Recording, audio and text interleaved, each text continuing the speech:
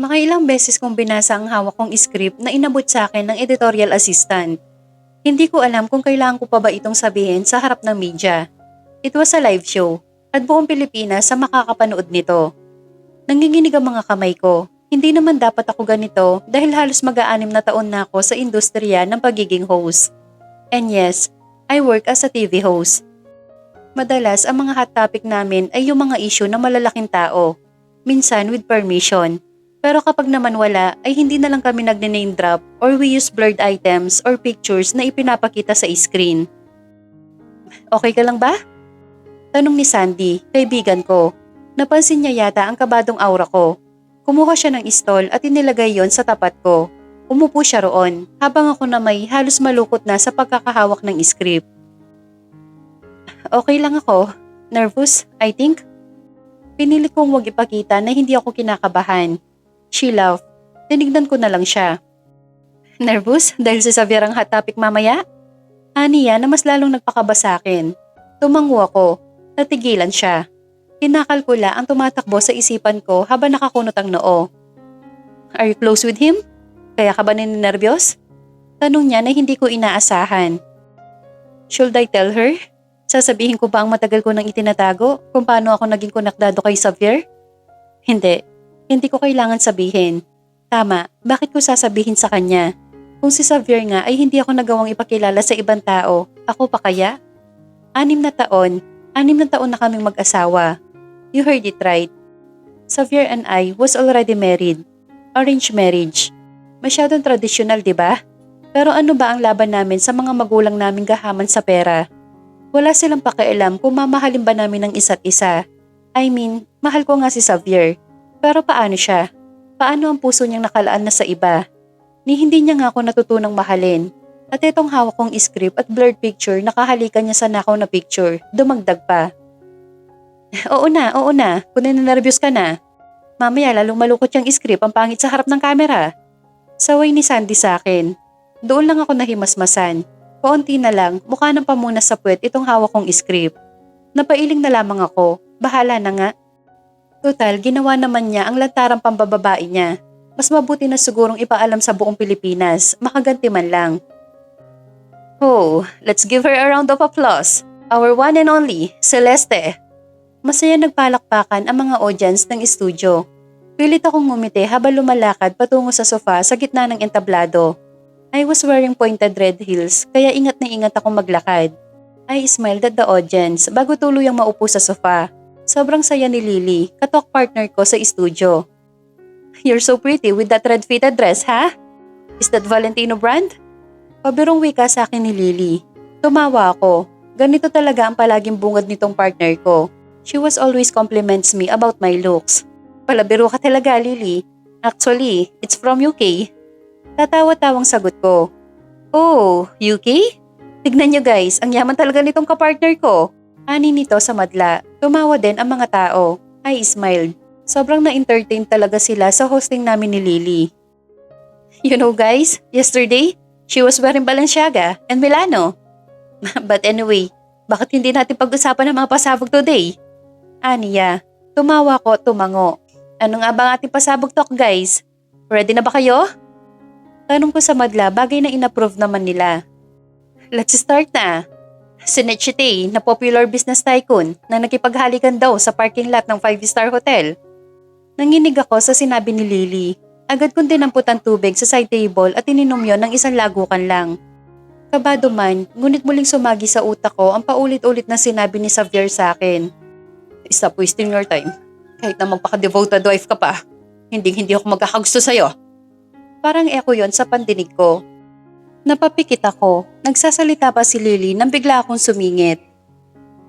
Xavier Ferrer was found kissing sa parking lot, guys. Halos masyak ang mga madla.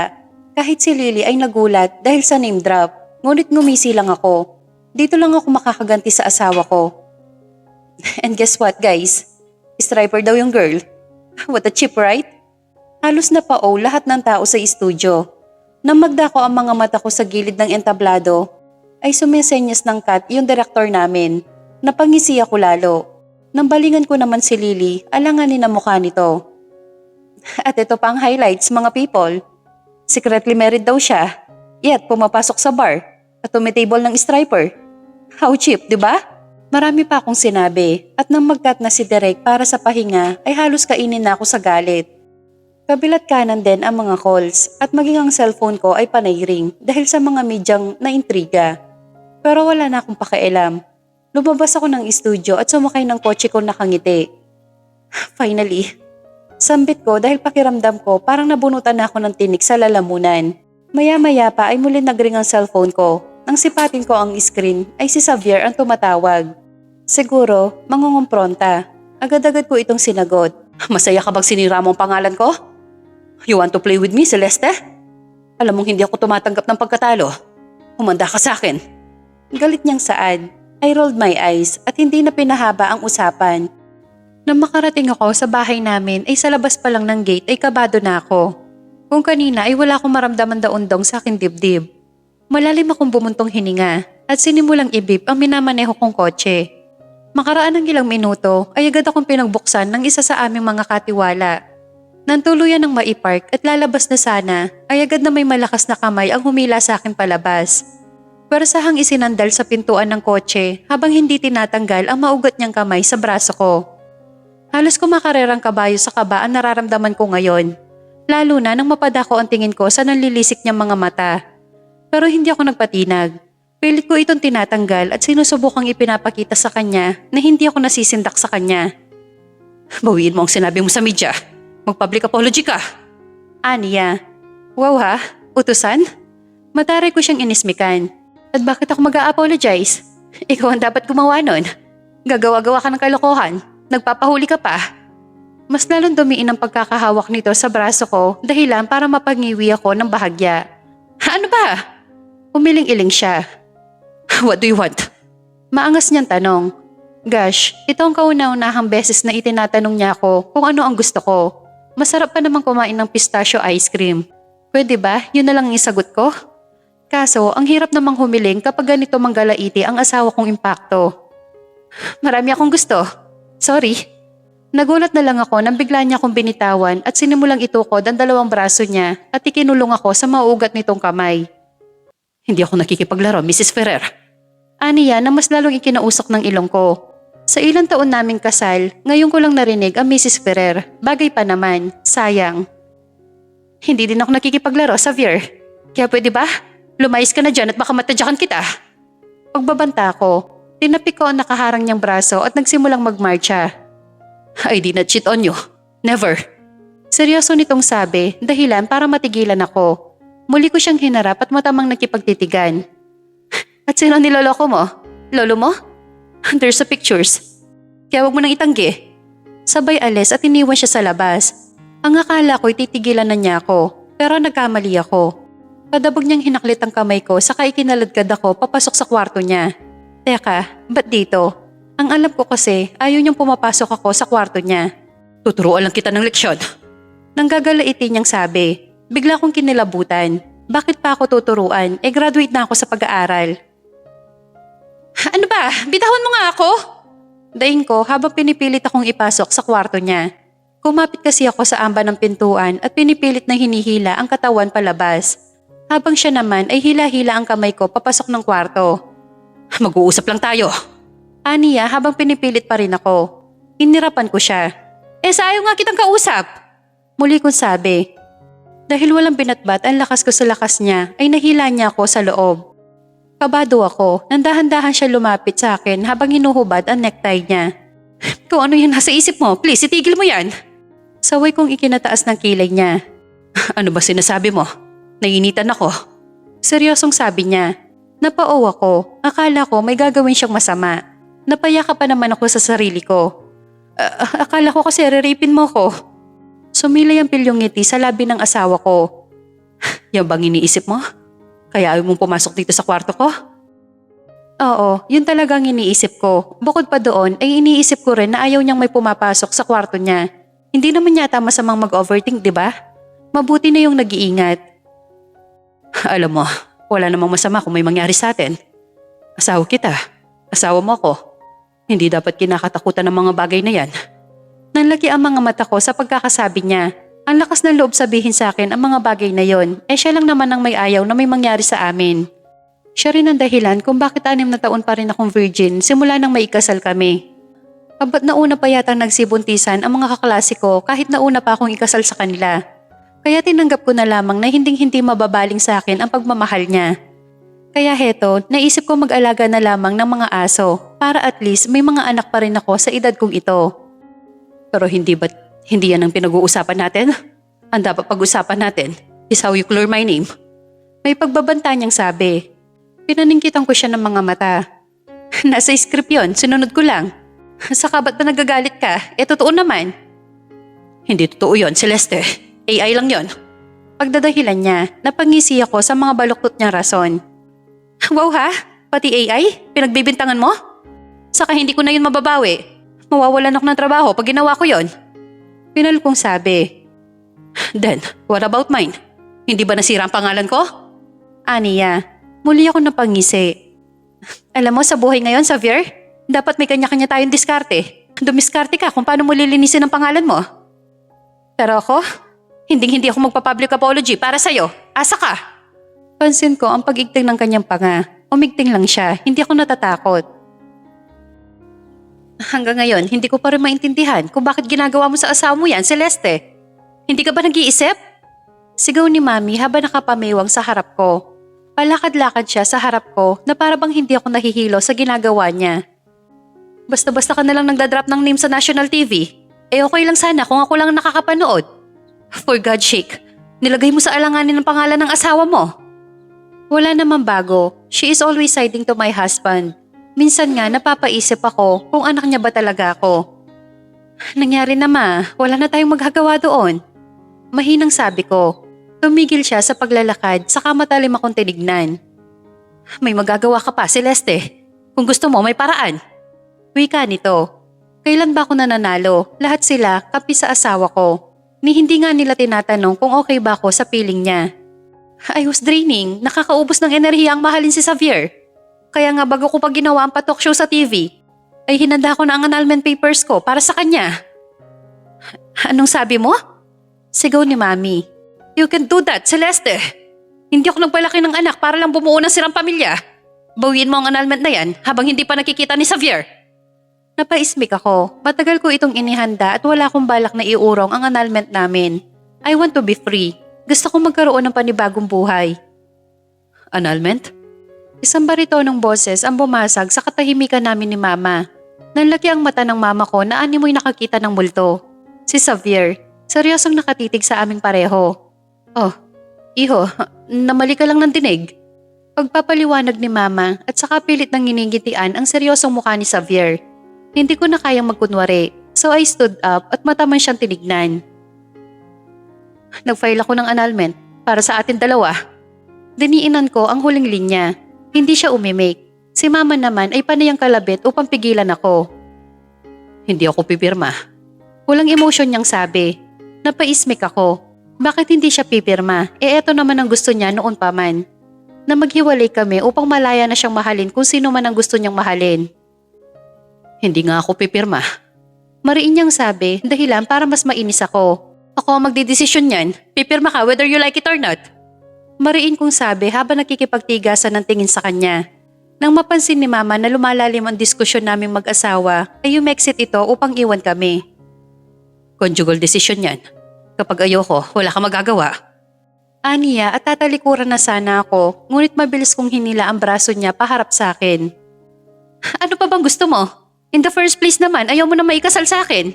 Ngayon ibibigay ko na sa'yo ang freedom. Ayaw mo? Mataman kong sabi.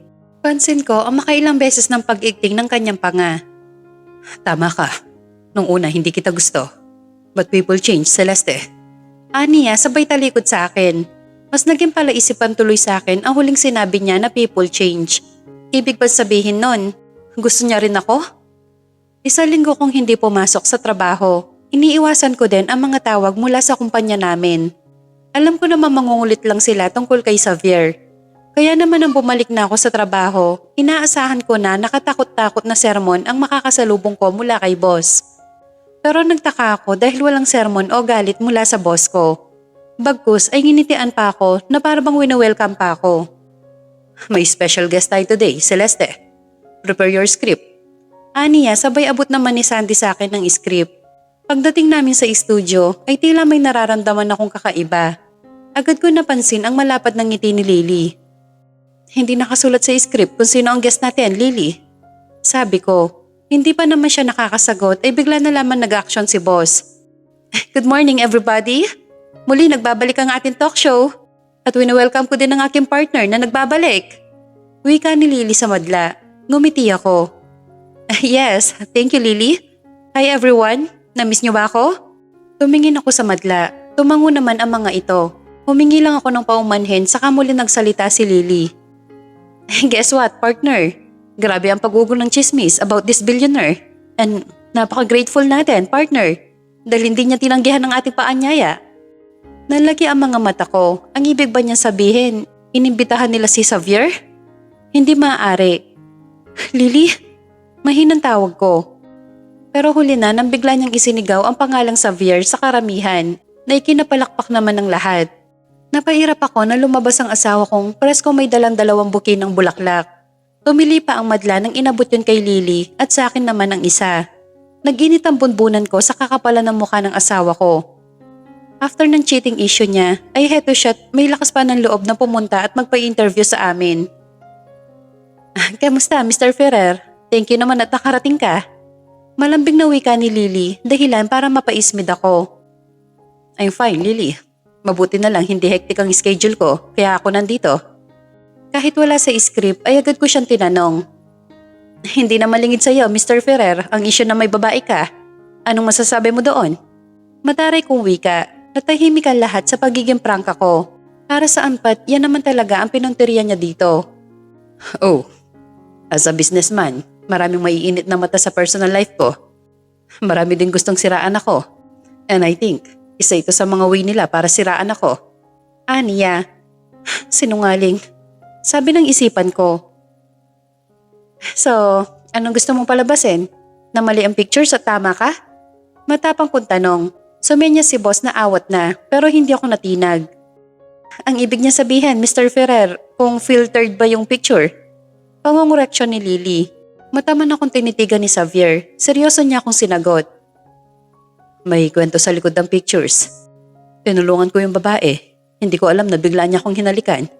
Ito sa trap dahil may lihim na kumukuha ng litrato. Lahat ay nagulat sa sinabi niya pero ako lang yata ang hindi kumbinsido. Hindi ko kailanman niloko ang asawa ko. Hindi man kami typical na mag-asawa katulad ng iba.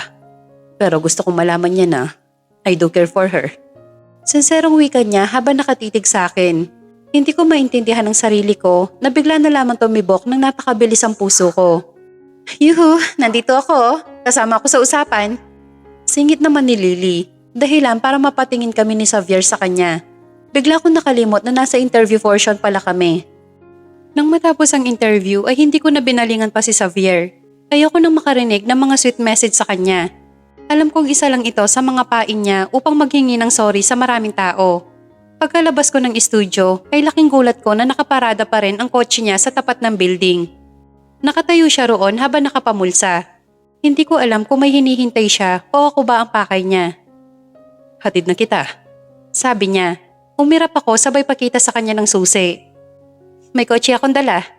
Mataray kong sabi, napatda siya sa sinabi ko. Akman tutunguhin ko na ang kotse ko nang bigla niyang hawakan ang braso ko. Napatitig ako sa kamay niyang nakahawak roon. Pwede ba tayong mag-usap? Mahinang anas niya. Pasimple kong inagawang kamay ko at nag-cross arm sa kanya. Nakuha mo na ang gusto mo, Xavier. Napaniwala mo na ang lahat ng tao sa Pilipinas. And I think, tapos na ang issue. Malinis na ang pangalan mo. Kaya quits na tayo. Mataray kong sabi. Malamlam ang mata niya na nakatitig sa akin. Lahat ng sinabi ko sa studio, Celeste. Totoo yun. Kagaya ng sinabi ko, hindi kita kayang lokohin. Aniya, naningkit ang mga mata ko. Pero ginawa mo na, Xavier. Napagtakpa mo lang. Alam kong kasal lang tayo sa papel. Pero sana nakuha mo man lang respetuhin yon. Maluha-luhang sabi ko. I respect you. Kaya nga kahit napilitan lang ako, hindi ko nagawang maghanap ng iba. I care for you. No, mahal na yata kita. Napailing ako. Another kasinungalingan?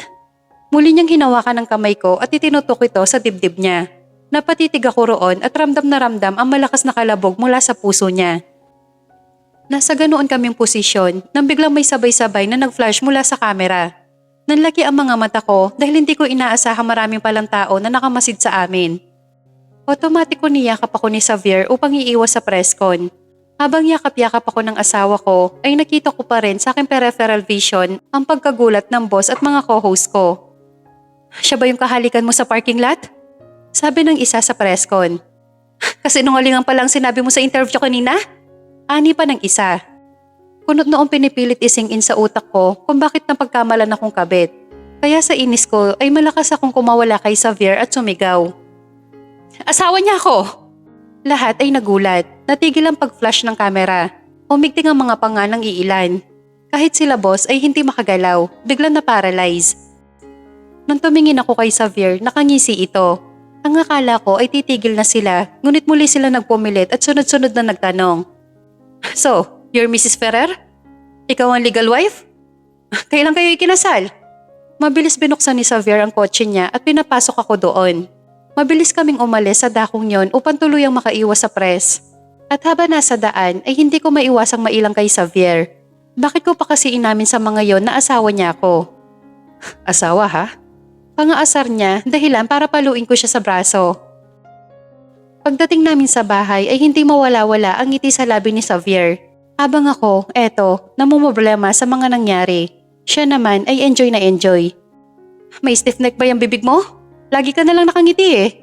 Sabi ko. Masaya lang ako, asawa ko. Wika niya na ikinapula ko. Shut up! Huwag mo nga akong tawagin ng ganyan. Mas lalo pa siyang ngumiti nang nakakaloko. Bawal kitang tawaging asawa? Pero sa maraming tao pwede? May pangaasar niyang tono. Mas lalo akong namula sa pangaasar niya. Feel na feel talaga niya na tinawag ko siya ng asawa siya nga itong ayaw magpatawag dati. Inirapan ko siya sa kakmang iiwasan na sana nang bigla niyang pigilan ng braso ko. Ang hilig-hilig niya talagang gawin ito palagi sa akin.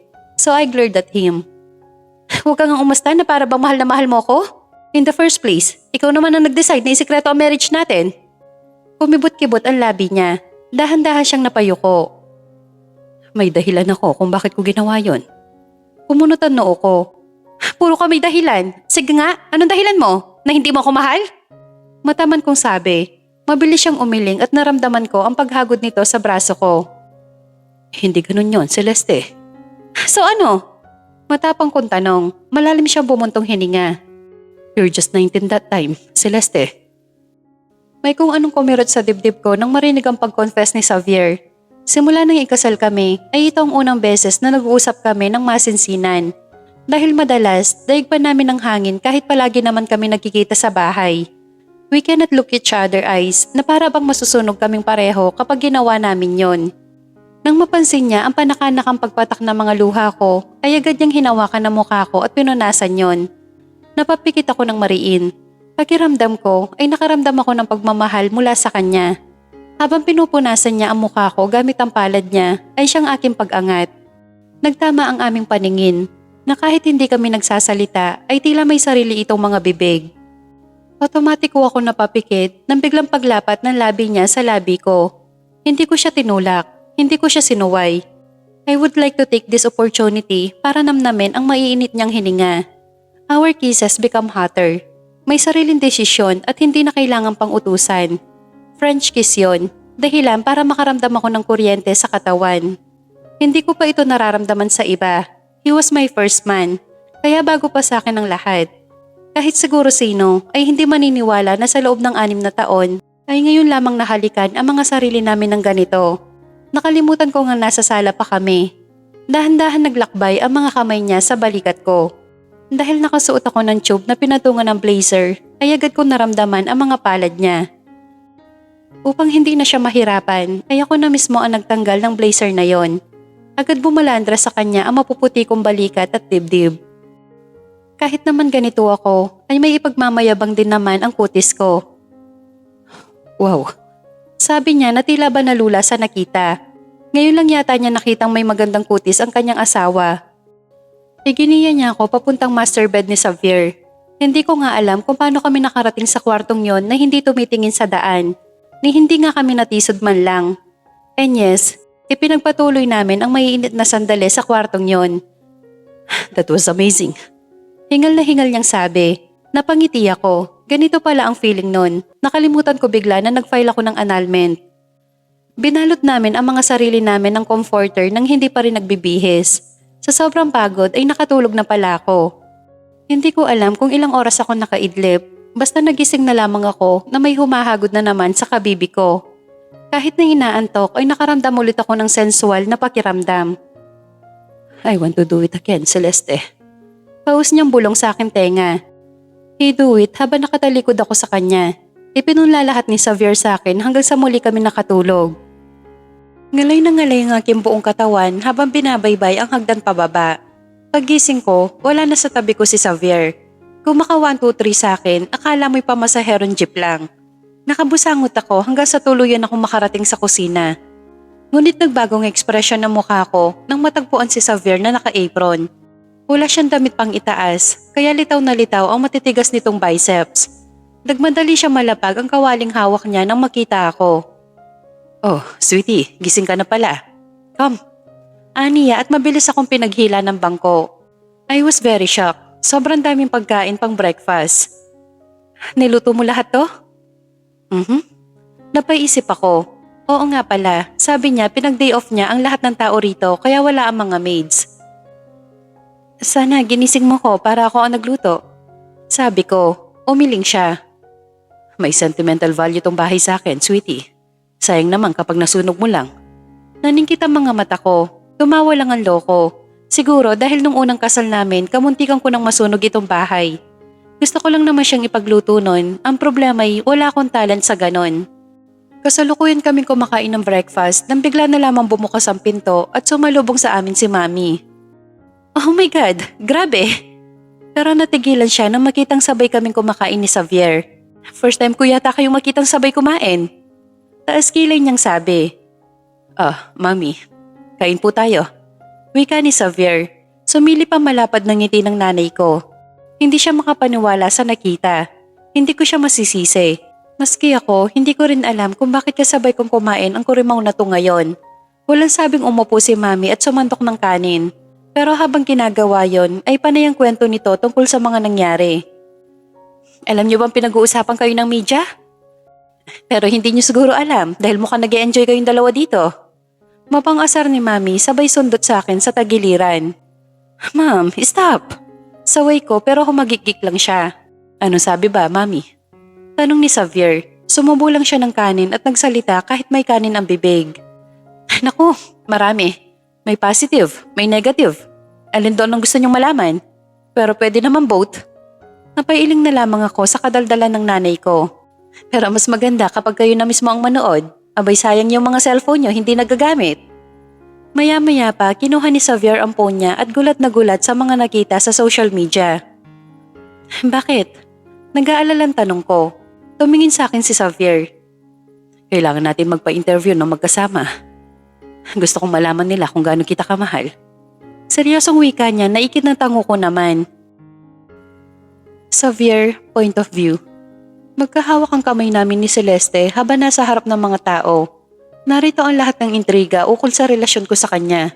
Everyone is eager na malaman ang totoo.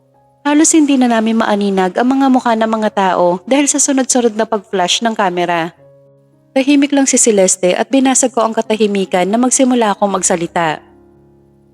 Totoong kasal na kami ni Celeste, Alda. 6 years na kaming kasal. Sabi ko, napaangat ng tingin sa akin ng aking asawa. Nginitian ko siya, mas lalong hinigpitan ng pagkakahawak sa kamay niya. Halos magulantangan lahat ng tao. Hindi sila makapaniwala na matagal na kaming mag-asawa. Well, hindi ko sila masisisi. Sikreto at malalapit lang namin na kamag-anak ang nakakaalam na kasal na kami. Then, why you cheated on her? Tanong ng isa sa mga media. Napatitig sa akin si Celeste. Ngunit bago ko sinagot yon, ay nginitian ko ulit ang aking asawa. Lahat ng kumakalat ay misunderstanding lang. I never ever cheated on her. Hinding-hindi ko yun magagawa sa kanya. Nagtitinginan ang mga interviewers sa isa't isa at muli na namang may nagtanong. Bakit si Miss Celeste mismo ang bumulgar nun? Haven't you aware about that? Magsasalita sana ako nang pigilan ako ni Celeste. Actually, wala akong proper communication galing sa asawa ko. We don't talk too much, kaya siguro na misunderstand ko ang lahat. Galit ako nun, kaya ako nasabi ang mga bagay na yon. And I'm sorry for that. Tumangutango ang mga interviewers. Celeste smiled at me. Sa totoo lang, I was grateful na nangyari ang lahat ng to. Pati na rin sa paparazzi who was plotted me. I am thankful for them. Kumunot ang noon ng mga tao. Kung sa iba manggagalaiti, or worse, ipapakulong pa ang mga taong gustong sirain ang image mo. But I'm not. Kasi blessing in disguise siya para sa akin. Kung wala sila, mananatiling estranghero pa rin kami ni Celeste sa bahay. Sinubukan nilang sirain ang marriage nyo. Hindi nyo ba sila kakasuhan? Ani ng isang interviewer. Umiling ako. No.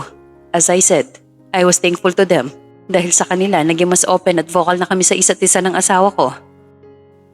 Pagkatapos ng interview, ay pagod na pagod si Celeste pagdating sa bahay. Bago pa man siya umupo, ay niyakap ko siya sabay halik sa kanyang ulo. Napahagikik ang asawa ko. Bakit? Mahinang tanong niya. Umiling ako. Gusto lang kitang yakapin dahil masaya ako ngayong araw. Sabi ko, dahan-dahang humarap si Celeste sa akin. Talaga? Masaya ka? Tanong niya na nakakaloko at bigla na lamang sinundot-sundot ang tagiliran ko. Nakikiliti ako dyan. Tinawanan lang ako ni Celeste. Hindi ko alam na may kiliti ka rin pala, Mr. Ferrer. Aniya, saka mas lalo pa akong kiniliti.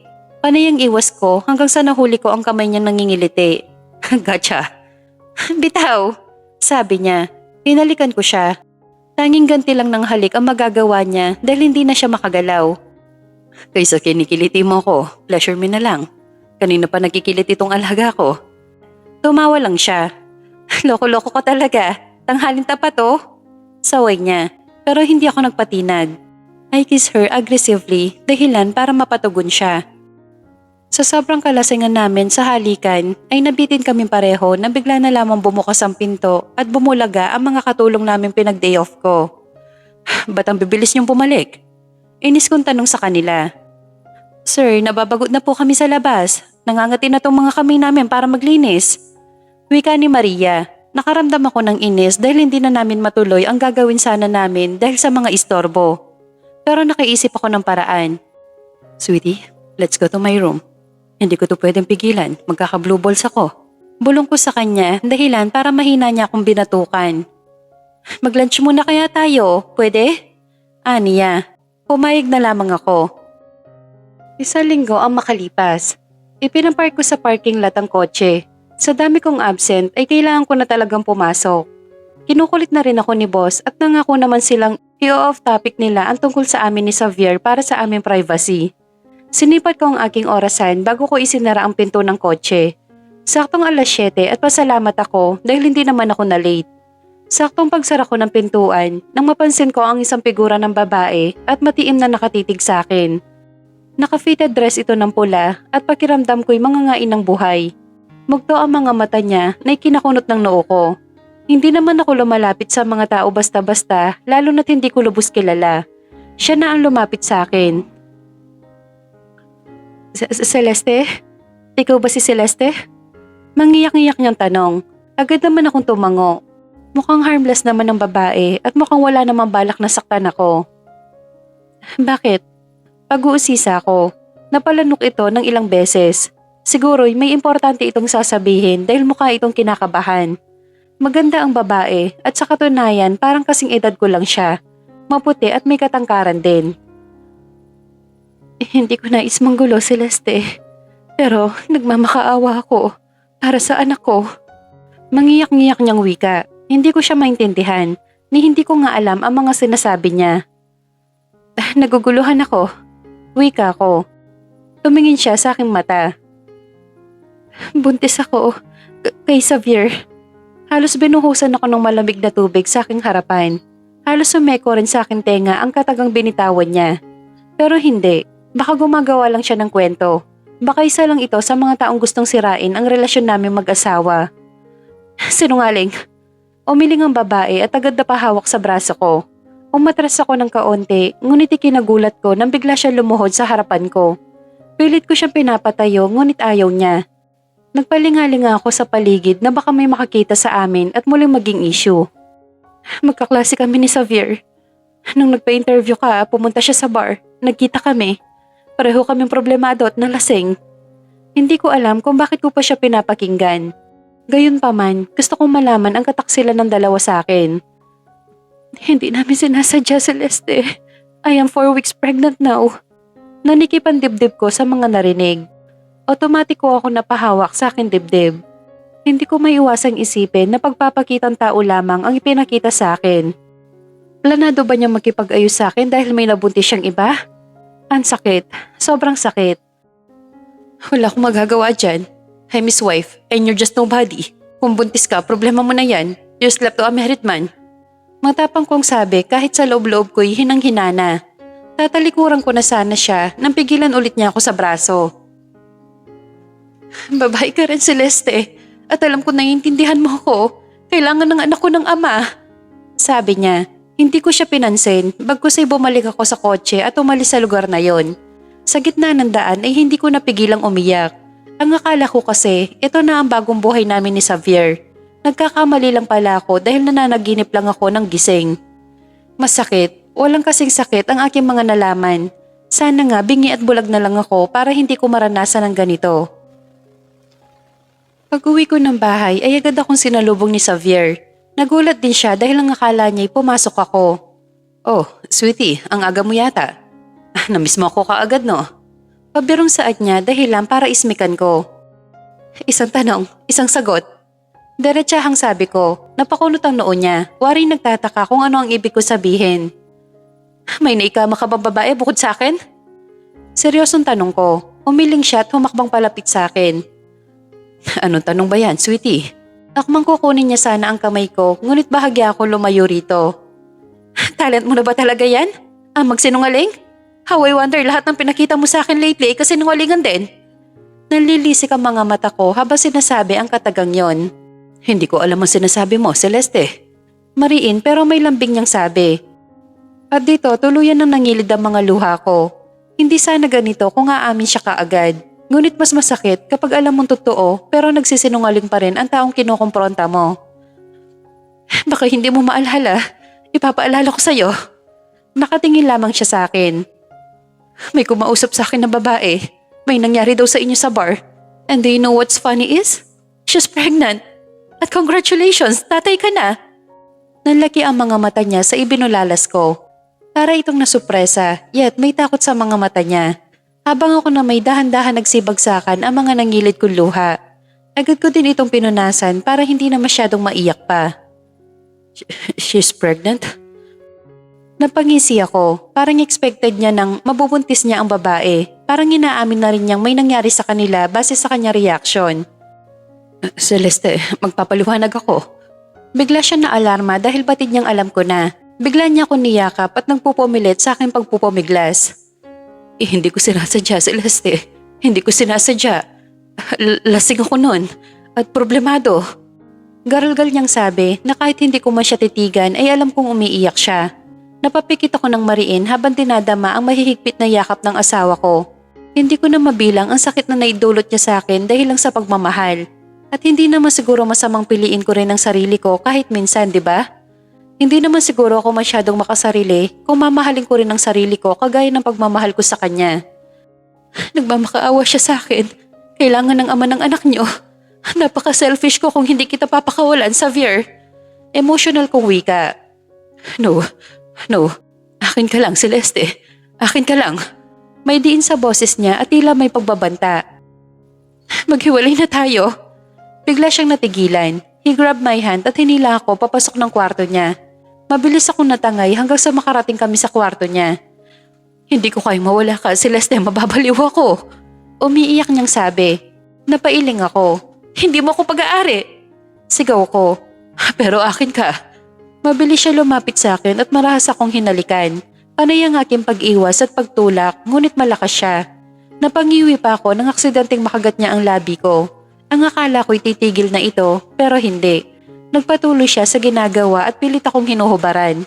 Alam kong dala lang ito ng galit dahil sa pakikipaghiwalay ko sa kanya. Kaya naman kumuha ako ng buong lakas upang itulak siya. Automatikong dumapo ang palad ko at malakas na sampal ang naramdaman niya. Matapos ang sampal na yon ay nakita ko na ang pagyugyog ng balikat niya. Umiiyak siya. Ngayon lamang ako nakakita ng lalaking umiiyak ng ganito. Oo, naaawa ako pero magiging ama na siya sa iba. Mahal kita, Celeste.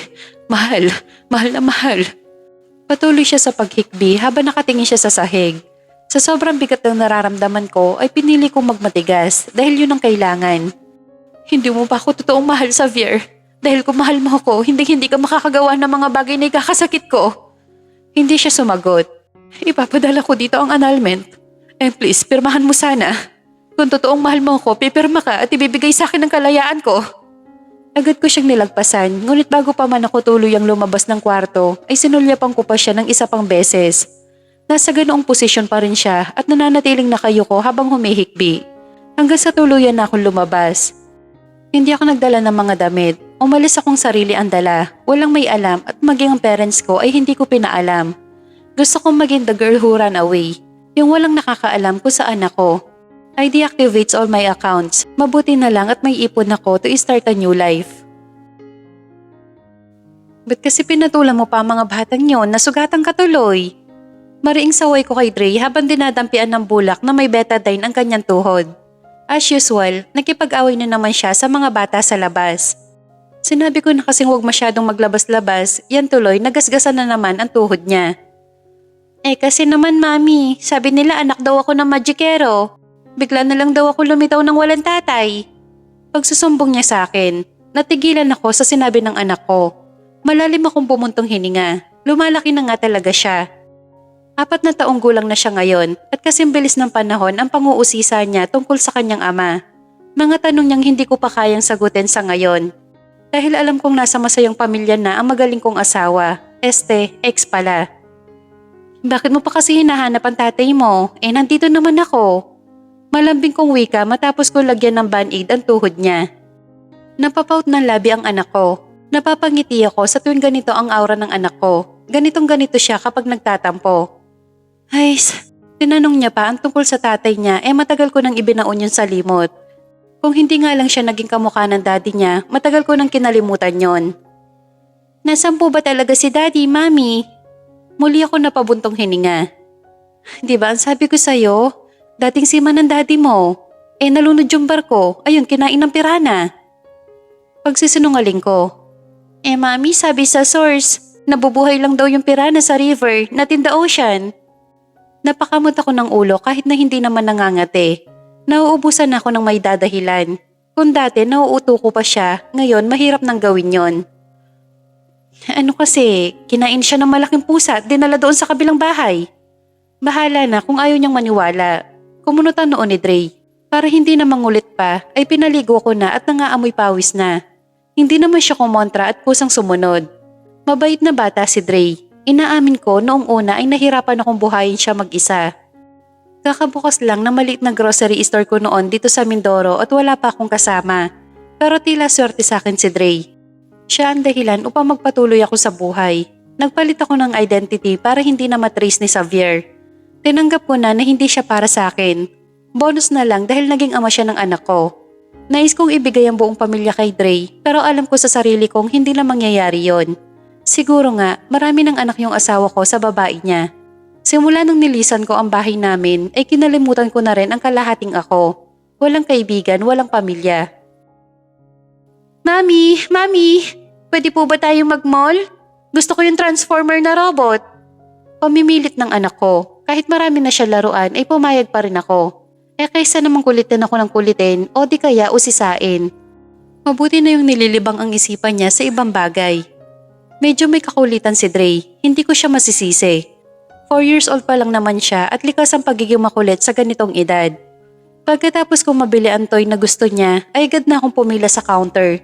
Hawak-hawak ko noon si Dre nang makatanggap ako ng message. Saglit kong binitawan ng kamay niya upang kunin ang cellphone ko, ngunit wala pang ilang minuto nang mapansin ko nawawala ang anak ko. Agad kong binitawan ng hawak kong card at tinanong ang kasunod kong babae. Nakita niyo po ba yung bata kanina? Yung kasama ko ho. Nag-aalalang tanong ko. Yung bata? Tumakbo papunta sa mga chiller. Agad kong iniwan ng hawak kong card at mabilis na naglakad papunta sa chiller. Halos nabunutan ako ng tinik nang matagpuan si Dre na nakatayo habang kumakain ng ice cream. Akman lalapitan ko na sana siya nang mapansing may kausap itong lalaki. Naka-leather na black jacket at naka-black sunglasses. Tuwang-tuwa si Dre sa kanya habang ako na may kabadong-kabado. Gayunpaman, nakay Dre ang atensyon ko kaya lumapit na ako at pinagalitan siya.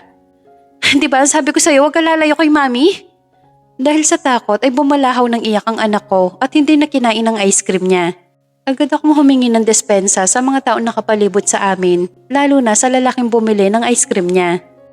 Sorry, hindi ko na natapos ang aking sasabihin na mamukhaan ko ang lalaking kanina pa pala nakatitig sa amin. Para akong binuhusan ng malamig dahil sa dinami-dami ng taong magbibigay ng ice cream sa anak ko ay siya pa, ang taong matagal ko nang kinalimutan. Mami? Gulat na tanong ni Xavier. Xavier, point of view. God, that boy looks like me.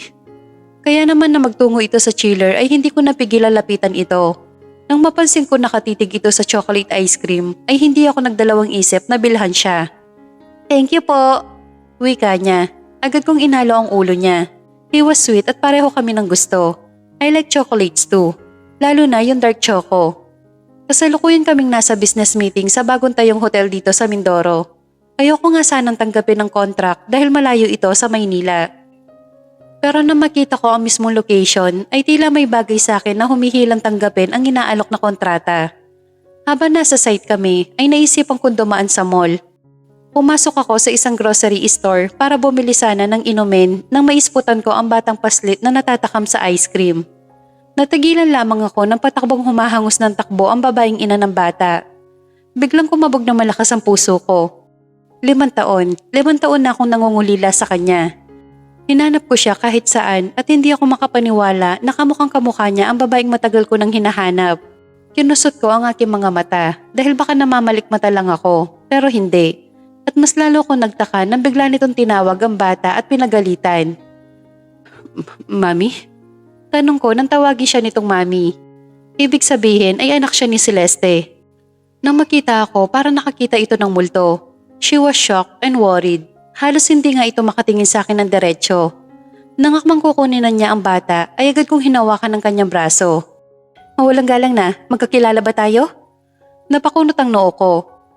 Hindi niya ako kilala, imposible. Celeste, miss na kita. Finally, nakita na rin kita. Hindi ko na pinansin kung may makakitang ibang tao basta ko na lamang siyang niyakap ng napakahigpit. Ang buong akala ko yayakapin niya ako pabalik nang bigla na lamang niya akong tinulak at sinampal. Otomatikong tumabingi ang mukha ko sa lakas ng pagkakasampal niya. Sino ka ba? Manyak! Hysterical niyang sigaw pero hindi ako nagpatinag. Hindi ko nahayaang mawala pa siya sa akin ulit kaya naman hinawakan ko muli ang mukha niya para maalala ako pero mas lalo lamang siyang nagalit. Pati ang batang kasama niya ay hindi malaman kung saan babaling. Tinulak ulit ako ni Celeste. Nang lalapitan ko ulit siya nang biglang paglapit ng mga gwardya sa akin at pinigilan ako. Bitawan niyo ako. Asawa ko siya. Asawa ko. Halos maiyak na ako at pilit na kumakawala sa mga gwardya pero hindi ko magawa. Marami sila at hinila pa nila ako palabas ng mall. Sinipat ng paningin ko ang kabuuan ng mall. Hanggang sa tuluyan na rin naglaho ang pinakamamahal kong babae. Habang nasa kotse ay hindi ko napigil ang pagsusuntukin ang manibela.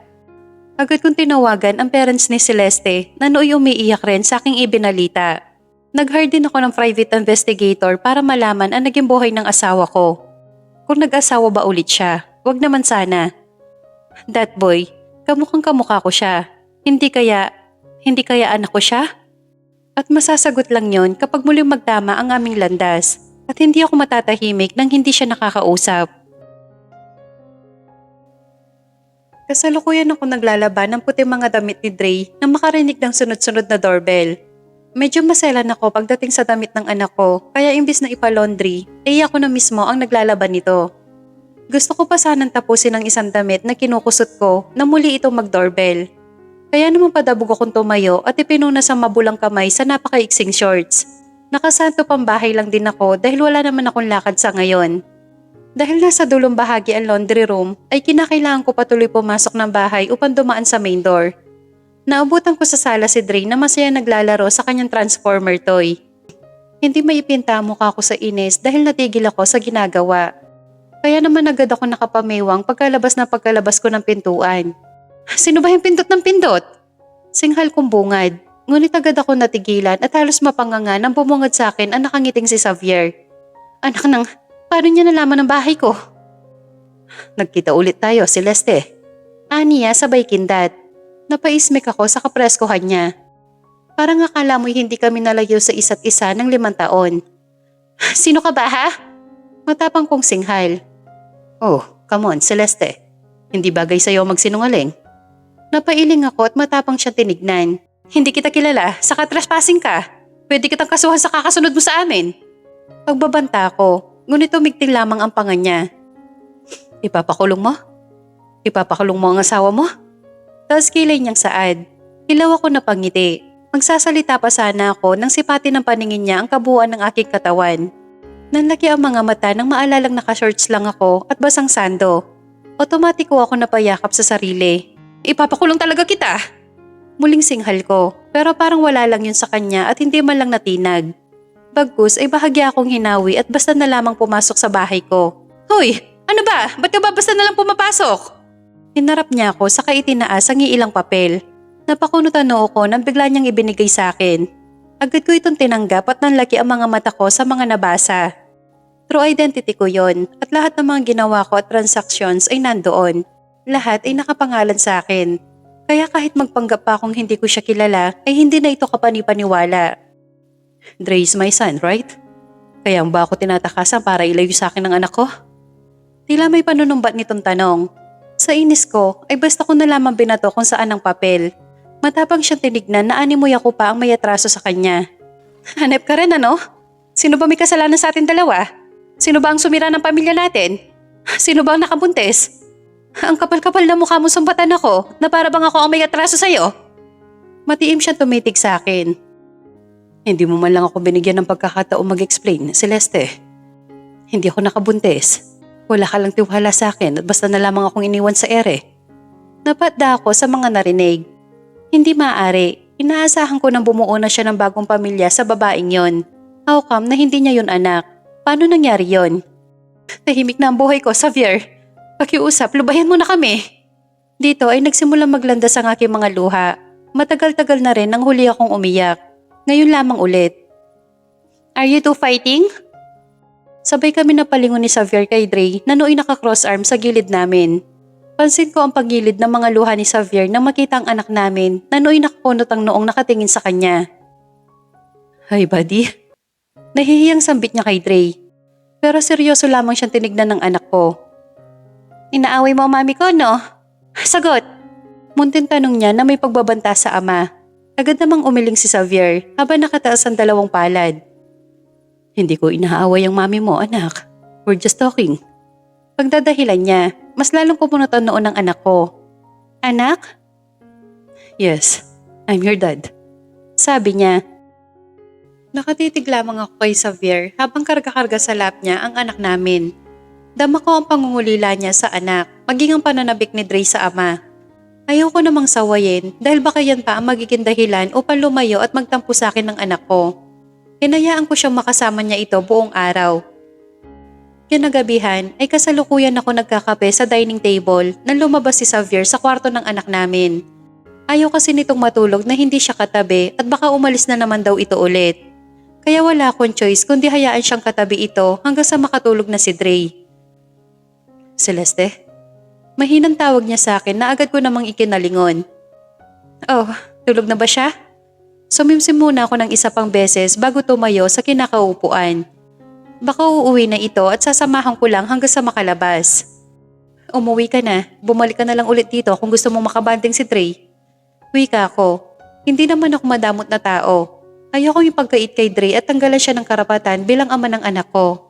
Gusto kong maramdaman niyang buo ang pagkatao niya at walang kulang sa kanya. Paglabas namin ng bahay ay sinulyapan niya ako ng huling beses. May lungkot sa mga mata nito na hindi ko maipaliwanag. Ayokong umalis nang hindi ako nakakapagpaliwanag sa iyo, Celeste. Hindi ako nagsalita, hindi rin siya nagtangkal lapitan ako. 2 metro ang distansya namin sa isa't isa at malayang tinititigan ang isa't isa.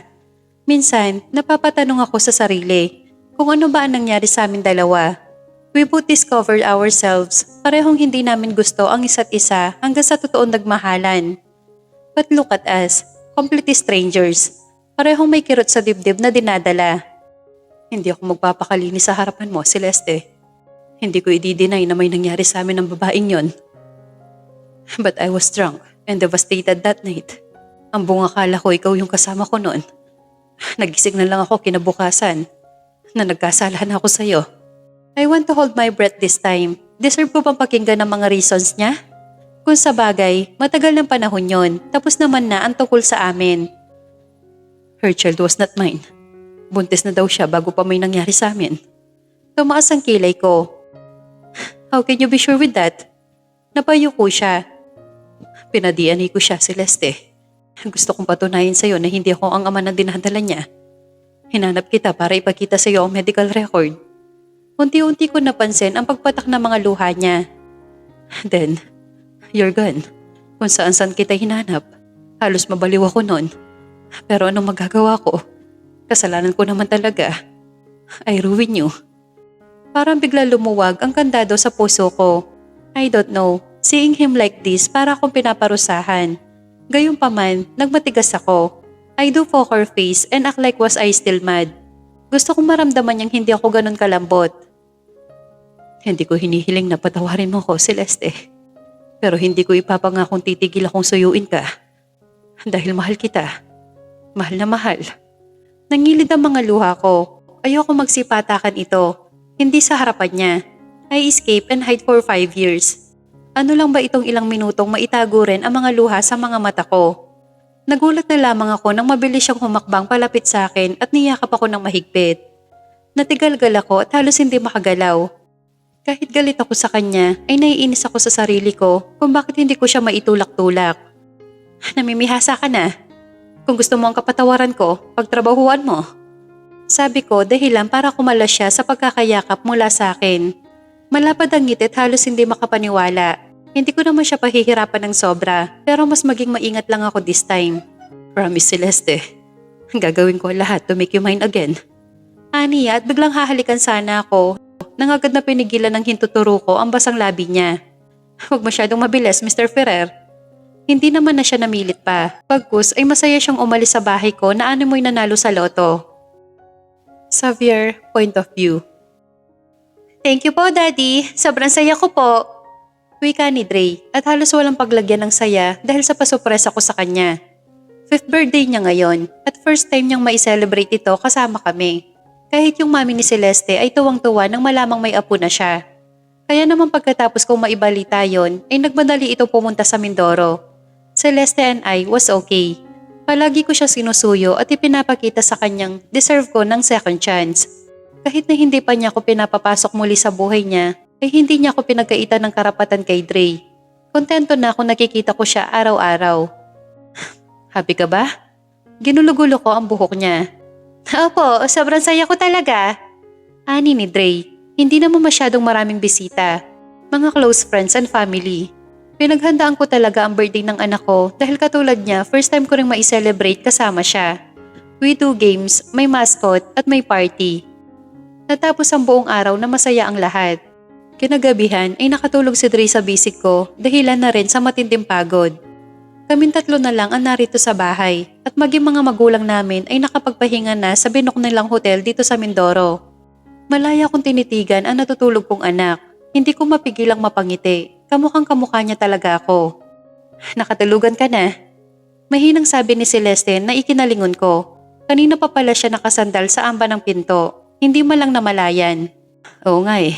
Napagod. Sabay ngiti sa kanya. Pagkaalis niya ay agad kong kinumutan si Dre at lumabas na rin ang kwarto niya. Nadatnan ko si Celeste na nag-iisang sumisimsim ng kape. Nagangat siya ng tingin at sinenyasan ako ng paganyayang umupo. Dito ko palang napansin na may inihanda pala siya nakatimplang kape sa lamesita.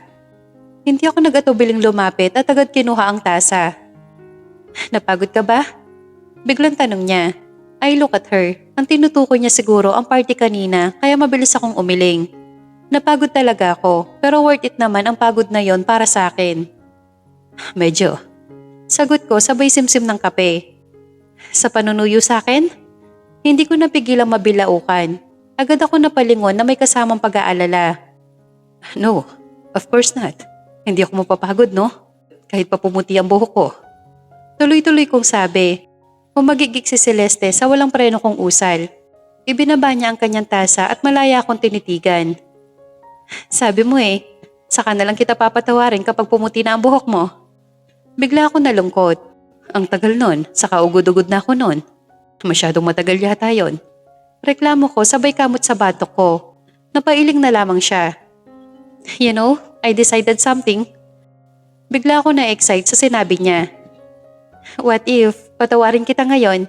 Anong may igagarantiya mo sa akin?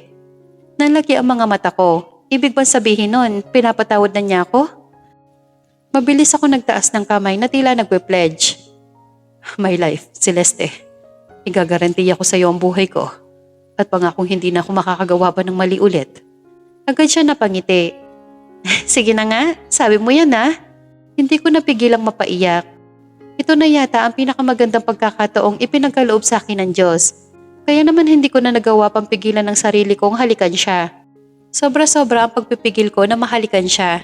And now, finally, naangkin ko na muli ang mga labi niya. Mas higit pa sana ang mangyayari kung hindi lang nagising ang anak namin. Napornada pa. Kung kailan nandoon na sana kami sa exciting part. After 2 months, we got married again. Kasal na pareho namin pinagdesisyonan. Kasal na hindi pilit dahil pareho na naming mahal ang isa't isa.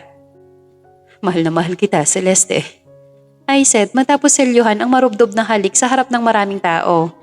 Masaya ang lahat, pero walang mas hihigit sa sayang nararamdaman ko. Yes, nagkamali ako at hindi ko may kukumpara sa ibang tao yon. Pero naniniwala pa rin ako na kaya magbago ng tao kung gugustuhin. Now, I want to spend my life sa mag-ina ko. I don't know kung matagal ko siyang makakasama sa buhay, but as long as I live, I will give to her the love that she deserves.